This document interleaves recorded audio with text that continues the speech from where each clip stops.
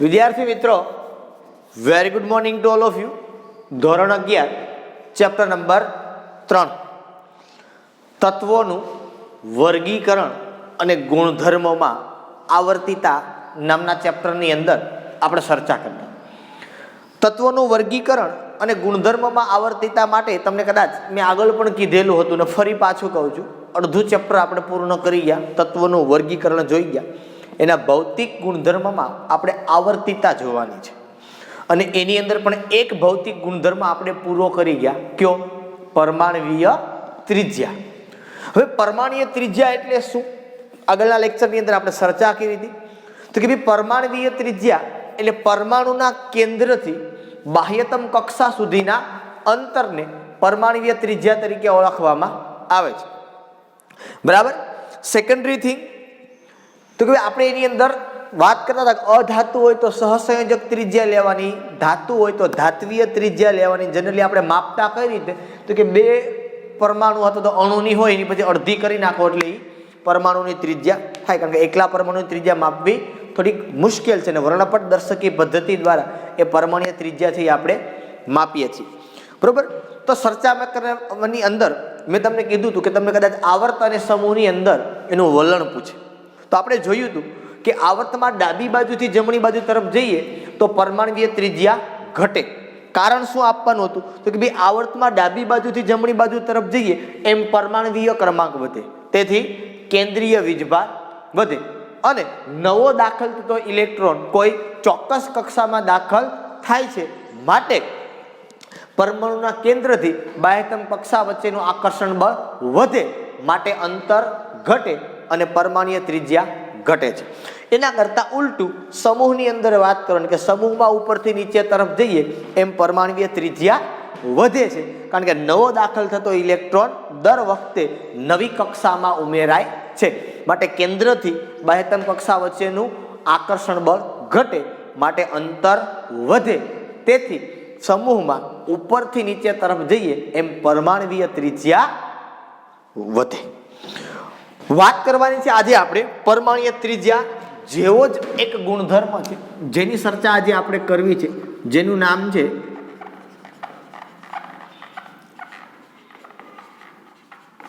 આયનીય ત્રિજ્યા. બરોબર. હવે આયનીય ત્રિજ્યા એ પરમાણ્વીય ત્રિજ્યા જેવું જ છે કદાચ. બરોબર. એક વસ્તુ સ્પષ્ટપણે તમને ખબર હોવી જોઈએ કે પરમાણુ છે ને અથવા તો આયનના બે પ્રકાર છે. આયનના કેટલા પ્રકાર છે? બે પ્રકાર, ધન આયન અને ઋણ આયન. બરોબર. પછી બહુપરમાણુની ચર્ચા નથી કરતા, પછી બહુપરમાણુ હોય તો એમાં પણ એમ જ હોય, બહુપરમાણવીય ધન આયન ને બહુપરમાણવીય ઋણ આયન. બરોબર. તો હવે ધન આયન કેવી રીતે બને અને ઋણ આયન કેવી રીતે બને તમને ખબર છે? ધન આયન કેમ બને તો કે પરમાણુ ઇલેક્ટ્રોન ગુમાવે એટલે ધન આયન બને, પરમાણુ ઇલેક્ટ્રોન મેળવે એટલે એ ઋણ આયન બને. હવે તમને ખબર હોવી જોઈએ કે મોટા ભાગે ધાતુ ઇલેક્ટ્રોન ગુમાવવાની વૃત્તિ ધરાવે, જ્યારે અધાતુ ઇલેક્ટ્રોન મેળવવાની વૃત્તિ ધરાવે. કારણ કે અધાતુ છે મોટા ભાગે સમૂહ નંબર 15, 16 અને 17માં આવેલી છે, એટલા માટે જનરલી ઇલેક્ટ્રોન મેળવવાનો ગુણધર્મ ધરાવે. બરોબર. શા માટે ધરાવે પણ ખબર પડે તમને, કારણ કે કોઈ પણ તત્વ હંમેશા પોતાની ઇલેક્ટ્રોન રચના એ નિષ્ક્રિય વાયુ જેવી કરવાનો પ્રયત્ન કરે. નિષ્ક્રિય વાયુ જેવી મતલબ પોતાનું અષ્ટક પૂર્ણ કરવાનો હંમેશા એ પ્રયત્ન કરે, જેના કારણે એ ધાતુ અથવા તો અધાતુ તરીકેનું વર્તન કરે. બરોબર. ધાતુ હંમેશા ઇલેક્ટ્રોન ગુમાવવાની વૃત્તિ ધરાવે, જ્યારે અધાતુ હંમેશા ઇલેક્ટ્રોન મેળવવાની વૃત્તિ ધરાવે. આ બાબતને તમારે ખાસ મગજની અંદર રાખવાની છે. ઓકે. વાત કરતા હતા હું તમને કે આયન છે એના મુખ્ય બે પ્રકાર છે. હું વાત કરું તમને. બરોબર. આયનના મુખ્ય બે પ્રકાર છે. નંબર 1 ધન આયન, નંબર 2 ઋણ આયન. ધન આયન કેવી રીતે બને તો કે પરમાણુ ઇલેક્ટ્રોન ગુમાવે તો ધન આયન બને, પરમાણુ ઇલેક્ટ્રોન મેળવે તો ઋણ આયન બને. હું સિમ્પલી તમને કહું કે પરમાણુ ઇલેક્ટ્રોન ગુમાવે તો ધન આયન બને. સેમ ઋણ આયન કેમ બને? તો કે ભાઈ પરમાણુ ઇલેક્ટ્રોન મેળવે એટલે ઋણ આયન બને. બરાબર છે? ઓકે. સેકન્ડરી થિંગ કે ધન આયન અને પરમાણુ અથવા તો ઋણ આયન અને પરમાણુ આ બંનેની અંદર શું ચેન્જ પડે, કેવી રીતે ચેન્જ પડે? તો પહેલી વાત તમને કહું કે ધન આયન તેના જનક પરમાણુ કરતા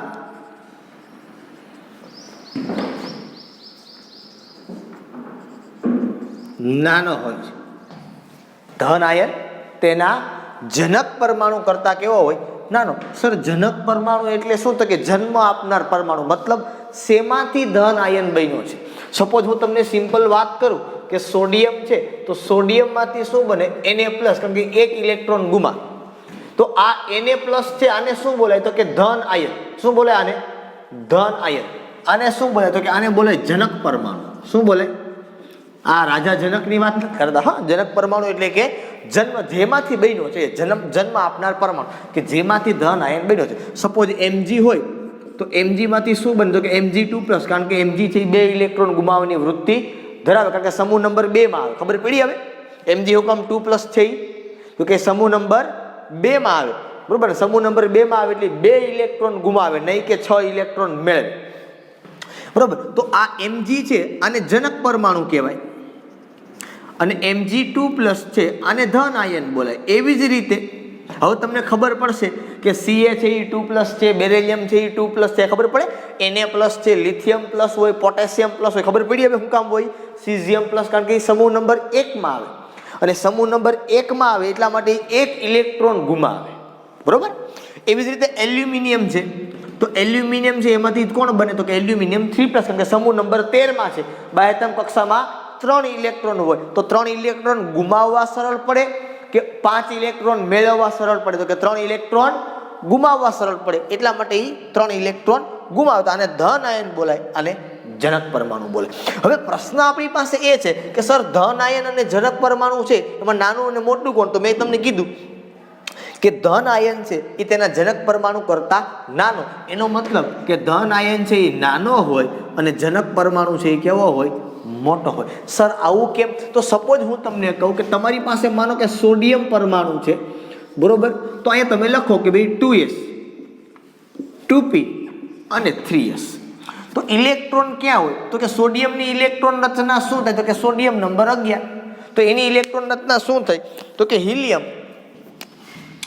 2s2 2p6 અને 3s1, અથવા તમે કહો નિયોન 3s1. બરોબર છે? આવી રીતે ઇલેક્ટ્રોન રચના છે આની હોય. બરોબર? આ તો આખું નિષ્ક્રિય થઈ ગયું એટલે આનો કોઈ પ્રશ્ન જ નથી. આની અંદર 6 ઇલેક્ટ્રોન છે એ હોય એટલે આ આખું નિષ્ક્રિય બની ગયું. આ સોડિયમની વાત કરી. પણ જો હું તમને Na+ માટેની વાત કરું તો માનો કે આ 2s આ 2p અને 3s, પણ જો હું સોડિયમ પ્લસની વાત કરું તો કે ઇલેક્ટ્રોન રચનાની ખાલી શું થાય? તો કે ખાલી નિયોન. ખાલી નિયોન એટલે શું? તો કે 2s2 2p6 આગળ આવી જાય હિલિયમ, કારણ કે એક ઇલેક્ટ્રોન ગુમાવે. તો ક્યાંથી ગુમાવે? તો કે 3s માંથી. તો ખાલી ઇલેક્ટ્રોન ક્યાં વધે? તો કે 2s માં 2 અને 2p માં 6. તો હવે તમે મને જોઈને કહો કે કોણ મોટું અને કોણ નાનું? તમે મને જોઈને કહો હવે કે કોણ મોટું અને કોણ નાનું? સીધી વાત છે, કારણ કે ઇલેક્ટ્રોન ગુમાવે એટલા માટે એ કેન્દ્રથી ક્યાં વી આવે? નજીક વી આવે. ઇલેક્ટ્રોન મેળવે તો એ કેન્દ્રથી દૂર જાય. એ હું કામ જાય એની પણ આપણે ચર્ચા આગળ ઉપર જશું હમણાં એટલે કરશું. એક સિમ્પલ એક્ઝામ્પલ તમને આપ્યું છે કે ધન આયન તેના જનક પરમાણુ કરતા નાનો હોય. કદાચ આવું આપ્યું કે સોડિયમની પરમાણુય આયનીય ત્રિજ્યા 186 પાઇકોમીટર છે. એક્ઝેક્ટ કદાચ મને વેલ્યુ ખબર નથી. જ્યારે Na+ છે ને તેને કંઈક 64 પાઇકોમીટર લગભગ આપ્યું છે. I exactly I am sorry for that. 64 નહીં 95 છે. બરાબર છે? એવી જ રીતે જો તમે વાત કરો તો આપણે કહી શકીએ કે ઋણ આયન તેના જનક પરમાણુ કરતા મોટો હોય છે, બરોબર. હવે ઋણ આયન જનક પરમાણુ કરતા કઈ રીતે મોટો હોય? દાખલા તરીકે હું તમને કહું કે ભાઈ ફ્લોરિન છે એ ફ્લોરિન માઇનસ, તો અહીંયા 9 છે, અહીંયા 10 થાય, બરોબર. હવે આ ફ્લોરિનની ઇલેક્ટ્રોન રચના શું થાય? તો કે હિલિયમ 2s2 2p5, બરાબર. સેમ અહીંયા શું થાય? તો કે હિલિયમ 2s2 2p6. તો અહીંયા તમે માનો આને તમે ફ્લોરિન કયો અને આને તમે ફ્લોરિન માઇનસ કયો, તો વસ્તુ તો આ જ બની ગઈ ને, હિલિયમ 2s2 2p6 એટલે નિયમ. તો અહીંયા મારો એક ઇલેક્ટ્રોન ઓછો છે, તો અહીંયા છે, આ પણ આટલું જ થયું સર. હવે તમે સમજાવવા લાવો, આમાં આટલું જ થયું, બરોબર. આમાં 3s નથી, આમાં 2s2 2p6 છે ને 2s2 2p5 છે સર. આમ કેમ? તો હવે એક વસ્તુ અગત્યની સમજવાની, તો કે અહીંયા 5 ઇલેક્ટ્રોન વચ્ચે ઇલેક્ટ્રોન છે એક જ કક્ષકમાં, એટલે એક વસ્તુ સિમ્પલ કે ઇલેક્ટ્રોન વચ્ચે અપાકર્ષણ થાય. શું થાય? ઇલેક્ટ્રોન વચ્ચે અપાકર્ષણ થાય. હવે અહીંયા ફ્લોરિન નંબર 9 છે, અહીંયા 10 છે. હવે અહીંયા 9 છે એટલે સીધી વાત છે, બરોબર, કે તમારી પાસે પ્રોટોનની સંખ્યા પણ 9 છે અને ઇલેક્ટ્રોનની સંખ્યા પણ 9 છે, બરોબર છે. અહીંયા 5 ઇલેક્ટ્રોન વચ્ચે અપાકર્ષણ થશે. હવે અહીંયા પ્રશ્ન બીજો કયો છે? તો કે અહીંયા તમારી પાસે ઇલેક્ટ્રોન છે, ફ્લોરિન છે, એ નંબર તો 9 છે. I am sorry for that, 10 number ન થાય હો, નંબર તો કેટલો રહે એનો? 9 જ. અહીંયા પ્રોટોન તો 9 છે, બરોબર. 1 2 3 4 5 6 7 8 અને 9. પણ ઇલેક્ટ્રોન કેટલા છે? તો કે ઇલેક્ટ્રોન આની અંદર 10 છે, કારણ કે હજી અહીંયા 1s હોય, તો અહીંયા 2 હોય, 2 2 4 ને 2 2 4 ને 5 ને 6, તો ઇલેક્ટ્રોન 10 છે.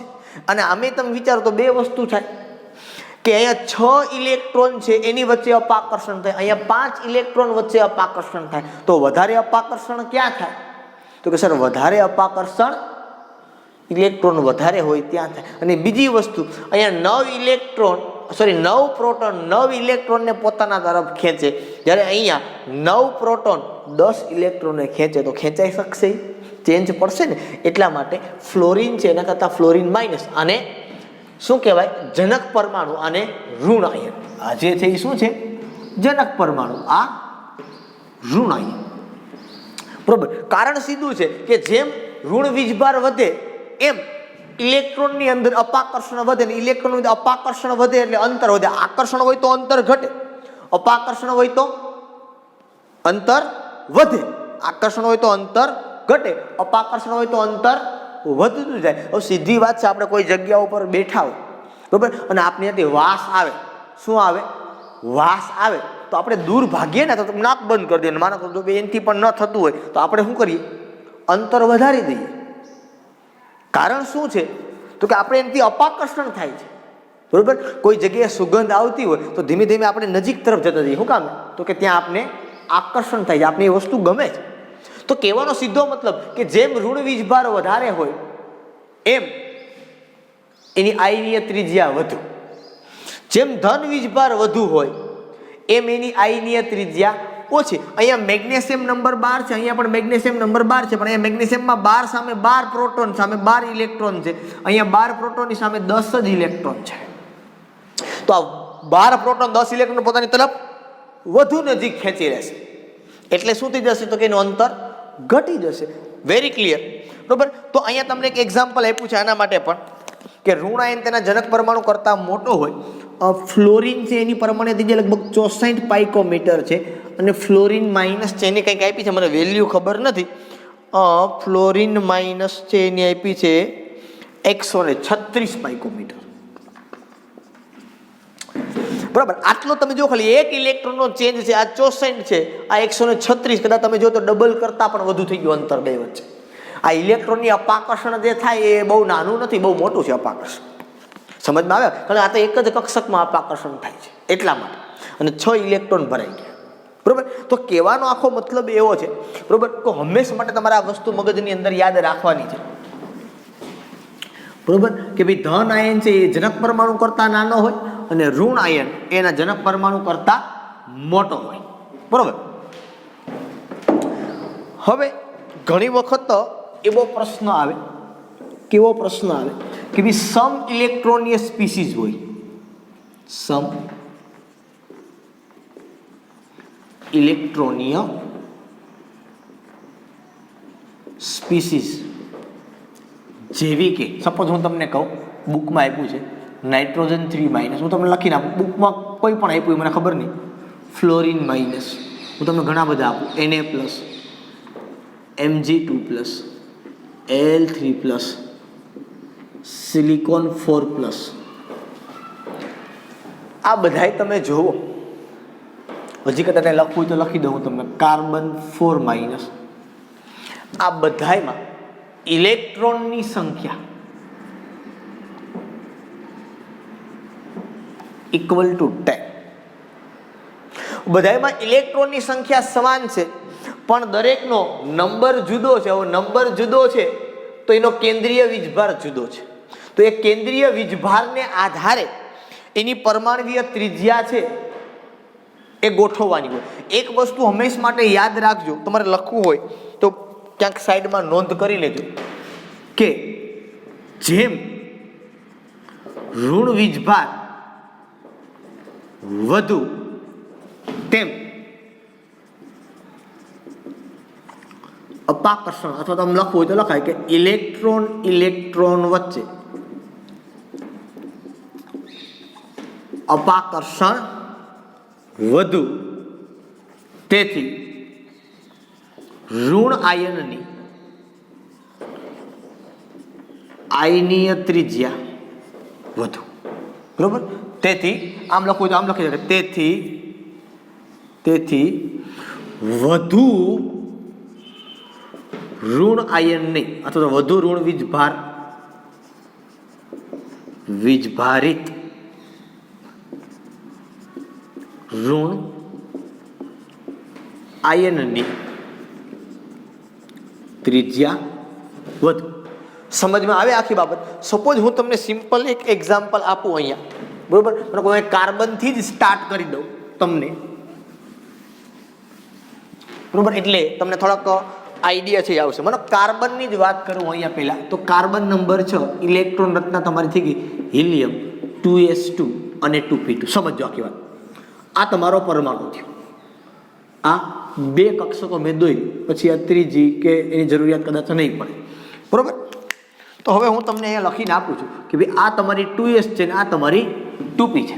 તો કાર્બનની અંદર પ્રોટોનની સંખ્યા એ 6 થઈ, તો ઇલેક્ટ્રોનની સંખ્યા પણ 6 છે. એટલે પહેલા નથી લખતો હું, અહીંયા 2 અને અહીંયા 2. સમજમાં આવ્યું? પણ કાર્બન છે તમારો, બરોબર, એની અંદર તમે જુઓ તો 6 પ્રોટોનની સામે 6 ઇલેક્ટ્રોન થાય છે. પણ કાર્બન 4- છે. હું કાર્બનથી ખોટો ચાલ્યો, હું ફ્લોરિનથી ચાલું. હું કામ એ તમને હમણાં કહીશું. Fluorine number 9, 2s2 2p5.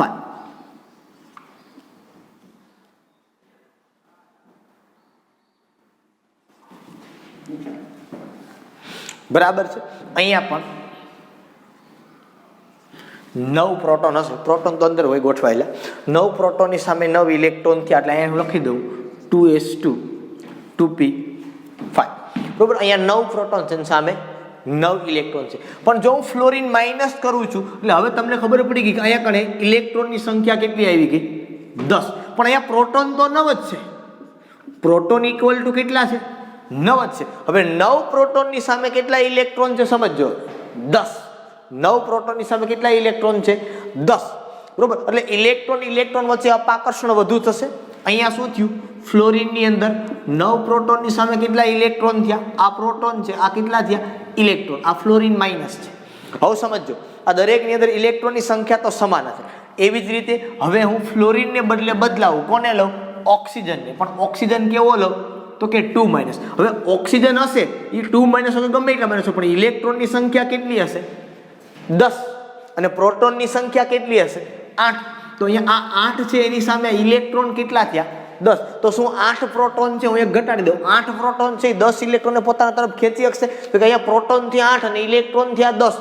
તો અહીંયા અપાકર્ષણ કેવું છે? તો ઇલેક્ટ્રોનની સંખ્યા તો સેમ ટુ સેમ છે. પછી માનો કે હું નાઇટ્રોજન લઉં તો નાઇટ્રોજન થઈ જાય 3-. તો અહીંયા પ્રોટોન થઈ ગયા તમારા 7.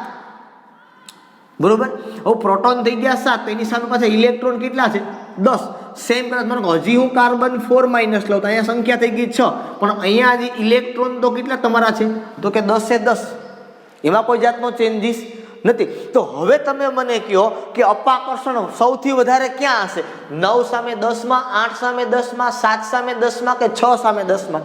તો સર 6 સામે 10માં. શું કામ? તો કે પ્રોટોન 6 જ છે અને ઇલેક્ટ્રોન કેટલા છે? 10 છે. અને એટલા માટે જેમ ઇલેક્ટ્રોનની સંખ્યા પ્રોટોન કરતા વધુ, સમ ઇલેક્ટ્રોનની અંદર વાત કરો છો એ બરોબર, તો એના કારણે શું થાય? તો કે અપાકર્ષણ વધુ. જેમ અપાકર્ષણ વધુ એમ અંતર વધુ, તેથી એની આયનીય ત્રિજ્યા વધુ. એક વસ્તુ હંમેશા યાદ રાખવાની કે આયનીય ત્રિજ્યાનું વલણ એ પરમાણ્વીય ત્રિજ્યા જેવું જ છે. એટલે આમાં તમારે કંઈ જોવાનું તો થતું જ નથી. આયનીય ત્રિજ્યાનું વલણ આવર્ત અને સમૂહ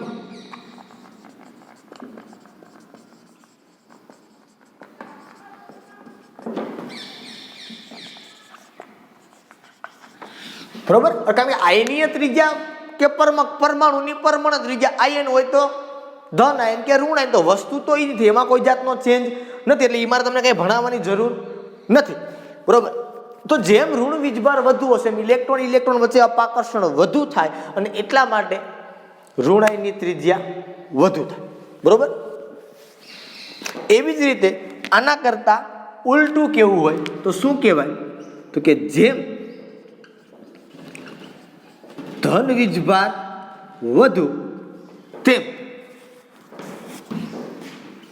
ઇલેક્ટ્રોન વચ્ચે અપાકર્ષણ ઓછું થાય. કારણ કે ઇલેક્ટ્રોનની સંખ્યા જ ઓછી હોય અને કાઉન્સમાં લખાય કે કેન્દ્રીય વીજભાર વધુ હોય. કેન્દ્રીય વીજભાર કાઉન્સમાં લખી નાખો પ્રોટોનની સંખ્યા, હજી કેન્દ્રીય વીજભાર વધુ, તેથી વધુ ધન વીજભાર ધરાવતા ધન આયનની ત્રિજ્યા ઓછી. તો હવે તમને ખબર પડે આમાંથી સૌથી ઓછી પરમાણ્વીય ત્રિજ્યા કોની? તો કે સિલિકોન 4+ ની થાય. શું કામ? એ સૌથી વધુ ધન વીજભાર ધરાવે છે. બરોબર.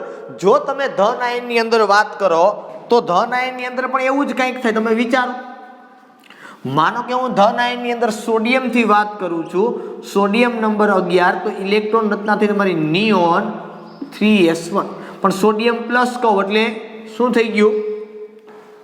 બરોબર. આને લખું હું 2s અને 2p, અહીંયા લખી દઉં 3s. તમે સમજો. હવે સોડિયમ પ્લસ કહું અહીંયા તો ઇલેક્ટ્રોન રચના 0 થઈ ગઈ. અથવા મારે આમ લખી શકાય કે હિલિયમ 2s2 2p6. બરોબર. તો હવે પ્રશ્ન શું થયો કે માનો સોડિયમ છે તો પ્રોટોનની સંખ્યા 11, 2 3 4 5 6 7 8 9 10 અને આ 11. બરોબર. અહીંયા ઇલેક્ટ્રોન રચના શું હશે? જો હિલિયમ 2s2 2p6 થઈ ગયું. હું સોડિયમ પ્લસની જ વાત કરું સીધી. બરોબર. 2s2 અને 2p6. બરોબર. હવે સોડિયમ પ્લસ માટે તમે વાત કરો 11 છે, તો એમાં પ્રોટોનની સંખ્યા અને ઇલેક્ટ્રોનની સંખ્યા, તો પ્રોટોન 11 ને ઇલેક્ટ્રોન છે 10. કોણ ખેંચશે વધારે તમારે જોવાનું છે પહેલા. બરોબર. પછી હું બીજું લઉં એટલે શું આવે છે કે મેગ્નેશિયમ 2+, એનો નંબર 12, એટલે એક પ્રોટોનની સંખ્યા વધી, તો પ્રોટોન થયા 12, ઇલેક્ટ્રોન તો 10 જ રહેશે.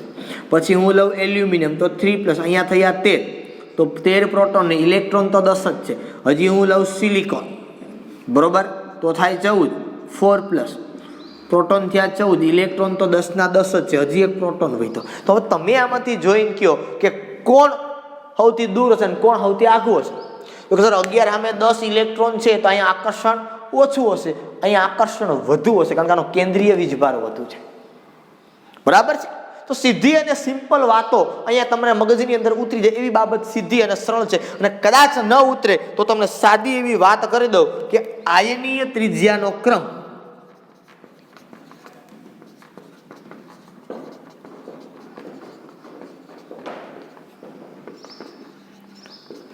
સૌથી મોટો ઋણ આયન થાય, એના કરતા નાનો પરમાણુ અને એના કરતા નાનો સૌથી નાનો ધન આયન. હવે ઋણ આયનમાં તમારે જોવાનું જે મોટો ઋણ આયન હોય તો એ સૌથી મોટો, બરોબર, પછી પરમાણુમાં તમારે જોવું હોય તો પરમાણુય ત્રિજ્યા જોઈ લેવાની એટલે વાર્તા પૂરી થઈ ગઈ.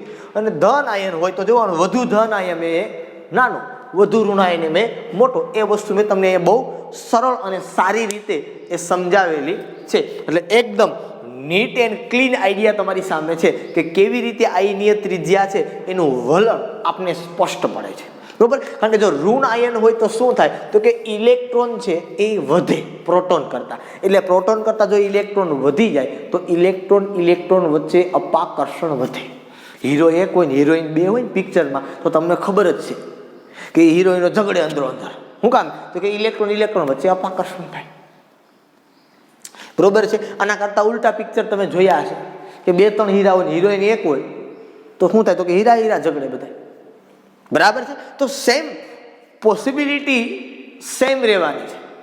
બરાબર છે. એટલે કહેવાનો મતલબ અહીં તમારે ખાલી એ જોવાનું છે ઇલેક્ટ્રોનની સંખ્યા વધુ હોય, ઋણ આયન હોય તમારી પાસે, ને જે વધુ ઋણ આયન હોય તો એ પ્રમાણે ચાલો. પણ ખાસ ધ્યાન રાખવાનું કે સમ ઇલેક્ટ્રોનીય હોવા જોઈએ. પછી સમ ઇલેક્ટ્રોનીય ન હોય અને ઋણ આયન હોય તો એમાં તમારે આયનીય ત્રિજ્યા માટેની વાત કરવી પડે.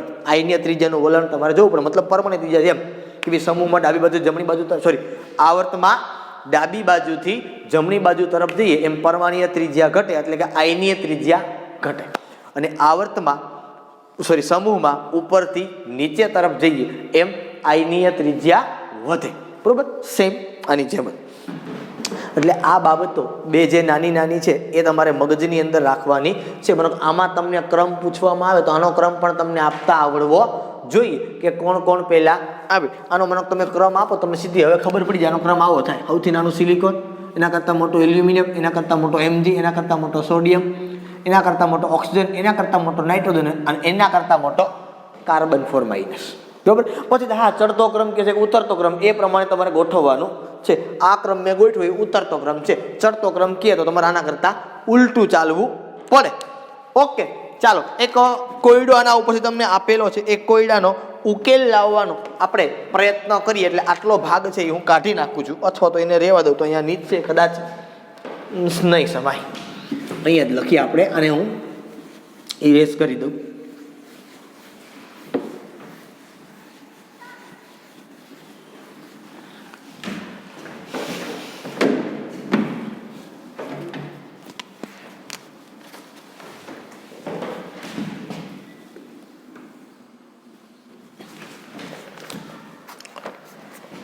કોયડો 3.5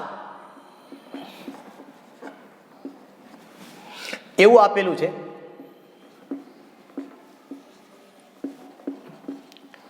નીચે જણાવેલી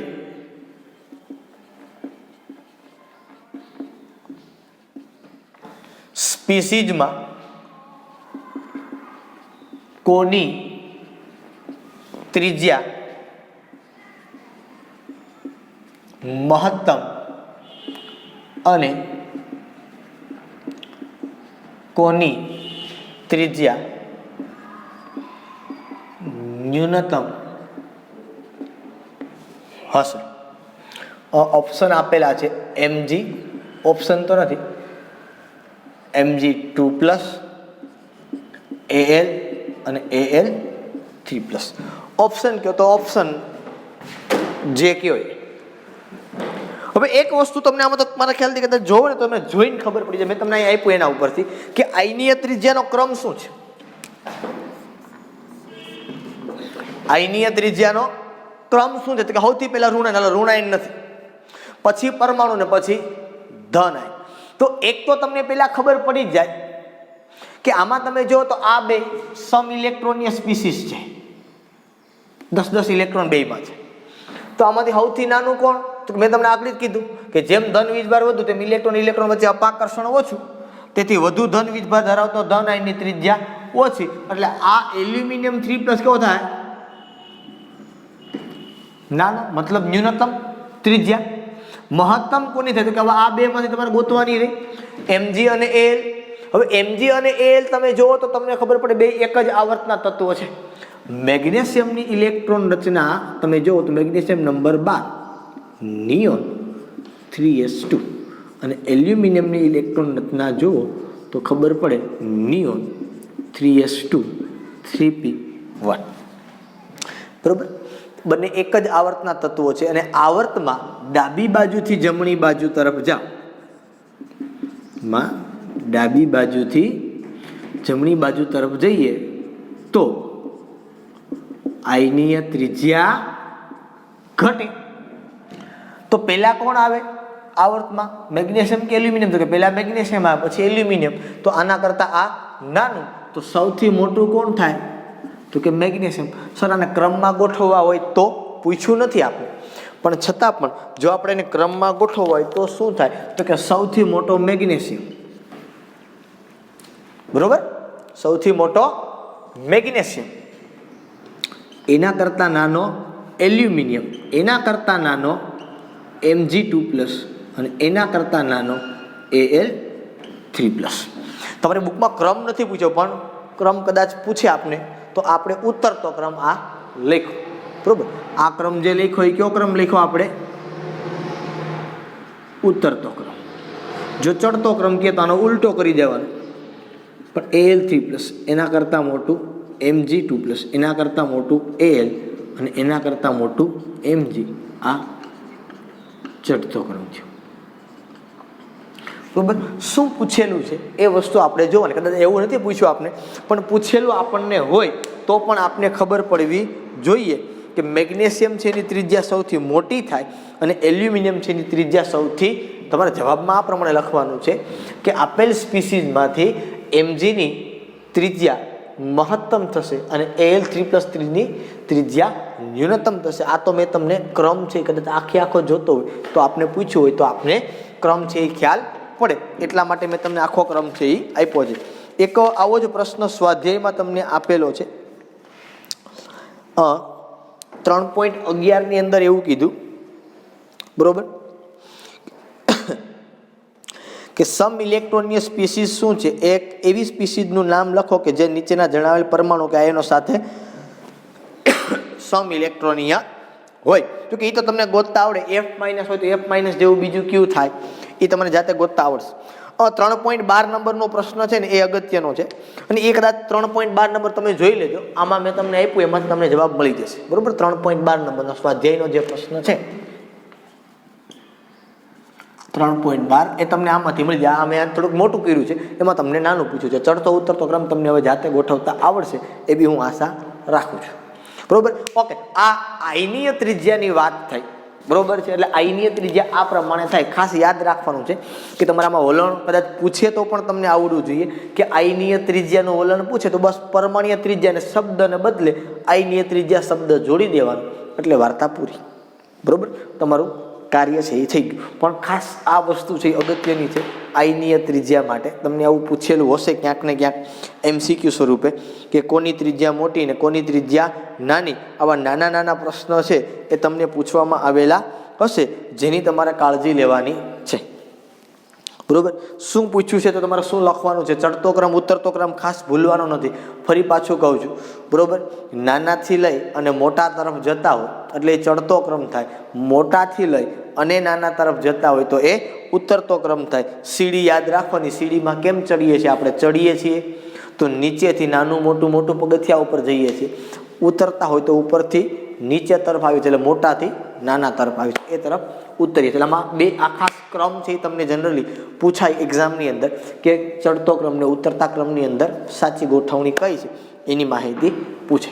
ઓકે, અહીં સુધી આજના માટે રાખીએ. ફરી પાછા આપણે નવા લેક્ચરની અંદર મળશું. ત્યાં સુધી બધાને Tata bye bye and C.